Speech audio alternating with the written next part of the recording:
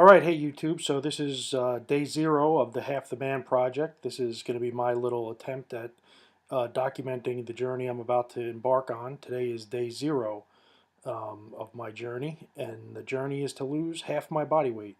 I'm currently just over 400 pounds. This morning I was about 407, and my goal is to get weight loss surgery and hopefully lose 200 pounds and get down to the 200-pound mark. I can't even remember when I was last 200 pounds, probably just after high school. Um, Maybe not even then, maybe during high school.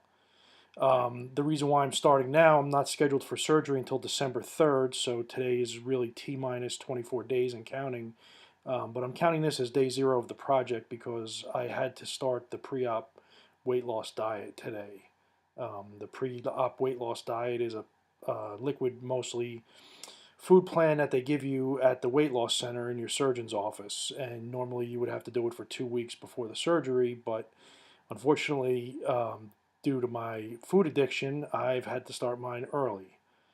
What's been going on for me is that I'm going through what they call the Last Supper syndrome, which is since I've known that I was getting weight loss surgery, I've been eating like there was no tomorrow.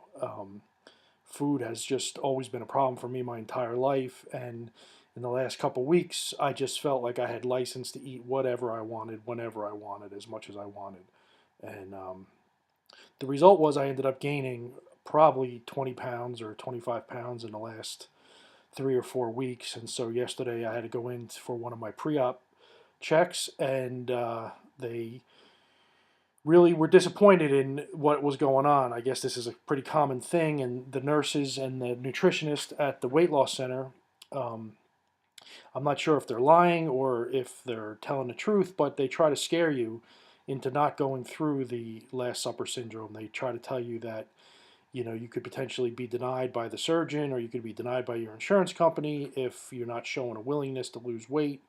So um, I was not convinced that they were being entirely sincere, although they did say that they did have an insurance company deny someone in the last month because they had gained 16 pounds. I guess that's a pretty shitty insurance policy that that person has for health insurance.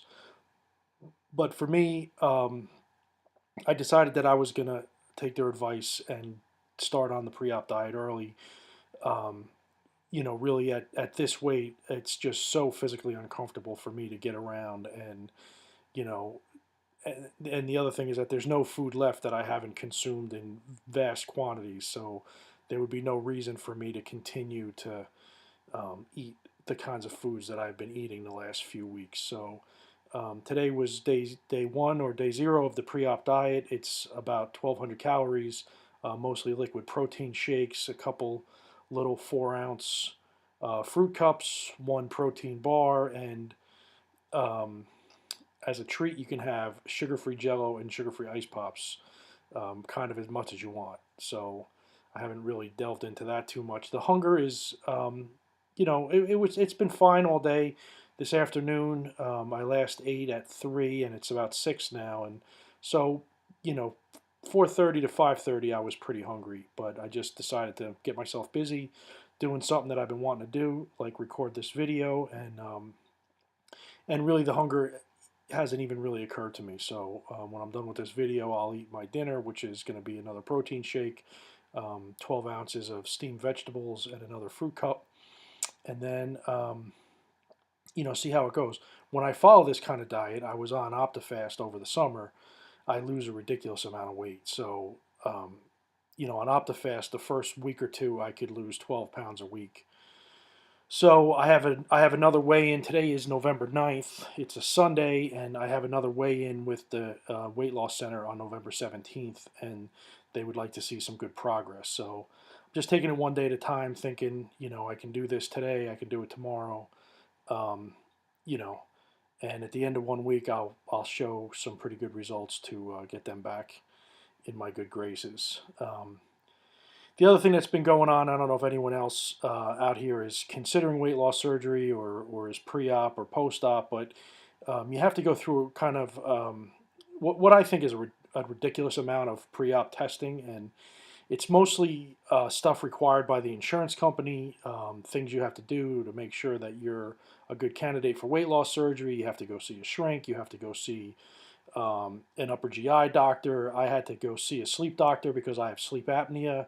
So I had to go to the sleep center, and luckily I didn't have to have a sleep study. But um, you know, I mean, the sleep doctor literally didn't even touch me. We sat across from each other and talked. She told me she was glad I was having the surgery, and probably $250 later, I got cleared by my sleep doctor. The gastro guy, I had never really been to a gastroenterologist, and when I went to go see him, that was a little more complicated. Apparently, um, my weight is quite an issue when you go for an endoscopy, and so the GI guy wasn't able to make the determination as to whether I was going to need to have my endoscopy in an operating room or in the endoscopy center at the hospital. So I had to go and have a pre-op consultation. Have Not a pre-op. That was like a pre-procedure consultation with an anesthesiologist at the hospital, and that wasn't really a lot of fun. The anesthesiologist had no bedside manner and was very, just the facts, ma'am, and said some things that I thought could have been, you know, that I thought were pretty rude. He said he's been doing bariatric surgery for 20 years, and my BMI, which I guess is about 54, is what they consider super obese. So that's even above morbid obese. So he's like, you're super obese, and he went through a whole bunch of tests. Can you, not really tests, just kind of asking me questions. Can you walk upstairs? Can you be active in your regular life? And I felt like telling him I'm actually fairly healthy. I ride my bicycle, I walk my dog, I'm a big guy. I'm not very unhealthy. I don't have high blood pressure. I don't have high cholesterol. I have very good blood sugar. I don't have diabetes. I'm fairly active. So what I really wanted to tell him was, hey doc, I could kick your little ass. So let's get on with it. He decided that I needed to have my endoscopy in an operating room, and so a couple days later, I went in for my endoscopy. That was last Thursday afternoon, and it was just a hassle. It was fine. I know they're taking precautions for my safety, and I appreciate that, and I respect them for that. But just the whole ordeal of going to the surgery center and waiting in the surgery center and getting into a gown and getting out of my clothes and having to be wheeled to the operating room and going under general anesthesia. And anesthesia is kind of something. I've only ever had one medical procedure in my life, which was a back surgery last year, and the anesthesia was the worst part of it. The roof of my mouth and my throat were all bruised from them trying to intubate me, and so I really wasn't looking forward to this procedure because most people told me, if you're a normal weight, an endoscopy is like sitting in the office thing. They give you a little bit of some kind of twilight anesthesia, and they do the procedure and it's over in 5 minutes. Mine took about 4 hours, and that's probably another $10,000 bill for my insurance company to cover. But it was fine. It went well. They didn't really find anything. They found some inflammation that they gave me some Prevacid for, and I think that inflammation is just a result of the way I've been eating for the last couple weeks. It's been obviously not good for my body, not good for my stomach. So that was the endoscopy. I did that last week. I have a couple more things left. I started the pre-op diet, like I told you. I have to go next week for some blood work, for the actual hospital. They have to do a whole blood workup and stuff. And then the last thing I think I need to do is go see my primary care physician, have him clear me, which I don't really have one, so I'm going to just a medical clinic and try to have them clear me. And then I have a final appointment with my surgeon, probably in 2 weeks, and that'll be about a week and a half before the surgery. And then I'm scheduled for the surgery on December 3rd at a local hospital. I'm really psyched about it. The other thing that I just wanted to talk about as part of my pre-op planning and preparation is the support groups that are offered by the Center for Advanced Weight Loss in Clinton, New Jersey, where I'm having where my doctor's office is, and where I'm having my surgery. And so they have a Wednesday night support group for bariatric patients. I think they have it every week or every other week, and they have different topics. And pre-op people are invited to go. People on OptiFast are invited to go. I think one week a month it's just bariatric people, or maybe it's the opposite. Maybe every night it's bariatric people, every week it's bariatric people, and one night a month it's open to OptiFast people.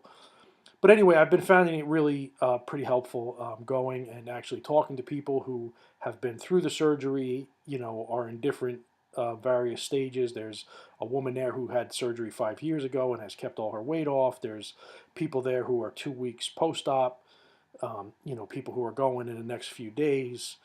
So it's just a great opportunity to meet people and talk to people and ask them questions and to kind of see how different people are handling it. I've been watching a lot of YouTube videos and just gathering as much information as I can. And really, as most people know who are considering weight loss surgery or who have had it, it's not a silver bullet. This isn't the solution. It's not the easy way out.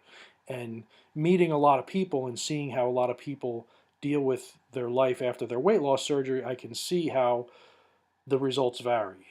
I've met people who are doing every single thing that the doctor said and having tremendous success, and I've met people who don't do anything that the doctor said. And some of them are having success, and some of them, their success might be short-lived. I'm not sure. I'm not going to pass judgment on them, but um, for me, my plan is to do what the doctor says. I'm pretty sure they know what they're talking about, and I'm not really at this point ready to second guess the wisdom of the medical staff and the advice that they're giving me. So just in terms of simple things like making sure you get enough liquid, making sure you get enough protein in, spacing things out. It's very easy to think, oh, 64 ounces of liquid, I could drink that, and I know just from talking to people that you just can't drink that. And the only way literally you're going to get all that liquid in is if you time it throughout the day and kind of drink in 15-minute intervals. And my plan is to just be a very compliant patient. I want good results from this. I've struggled with obesity my entire life, and I really want to just kind of put this behind me. I mean, I know it's never going to be fully behind me. I'm always going to have to pay attention to what I eat and be cautious and conscious of it. But, this is really something I'm doing for me. And, um, it's taken a lot of time and a lot of effort and, a lot of money on part of my insurance company, which I'm blessed that they're going to cover it. And so that's really where I'm at. And I think that's it. I was thinking about adding before pictures to this movie. I may see if I can do that. I'm not sure I'm going to be able to. Technically, I'm kind of learning the technology as I go, so bear with me. I hope that this could help somebody. That maybe someone who's contemplating it is looking at it and trying to understand or trying to deal with the frustration of all the pre-op testing and um, you know and it's just good luck on your journey. And I'm kind of recording this for myself so that I have a record of it, and I'd also like to share it and see if it could offer someone else some help. So that's all. Thanks.